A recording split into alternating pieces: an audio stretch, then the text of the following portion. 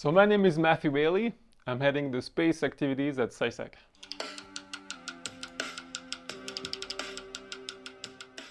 So we need to protect satellites because they represent a lot of value in space. The value of the physical assets, the satellites themselves, that are very expensive to design, to develop, and to launch and to operate, but also the value of the digital assets, the data that these satellites are collecting and transmitting once they're in orbit.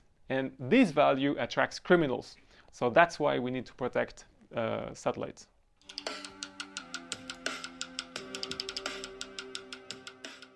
So a lot of people are interested to hack into these satellites, either the states, so really the governments, for geopolitical reasons, like we've seen Russia hacking the Viasat network recently, and also criminal groups that are looking after money, using, for example, ransomware attacks.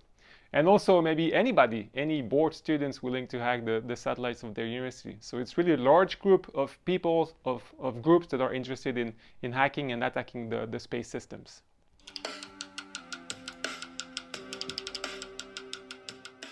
That's a very good question. That should stay at a secret. But basically, you have two options.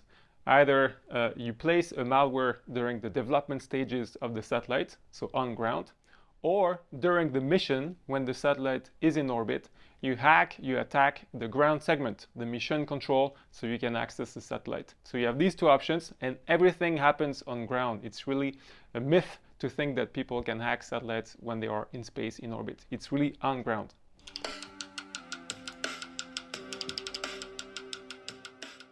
Well, it depends on the satellite. If we're talking about military defense missions, usually they're very protected, very well protected, because they have security in mind from the first day.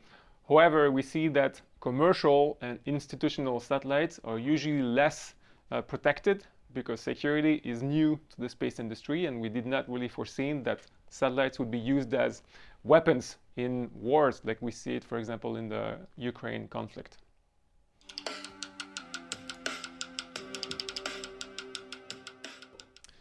That's a very good question. I've been asked that a lot of times, and the answer is yes. It happened before.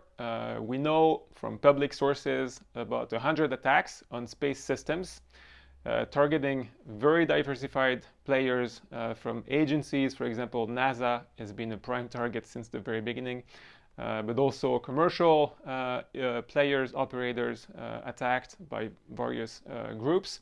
And also we have various levels of evidences about these attacks. Sometimes we know exactly what happened, sometimes it's a bit more blurry.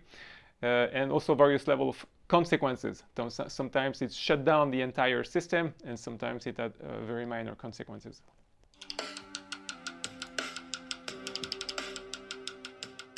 So we can do two things.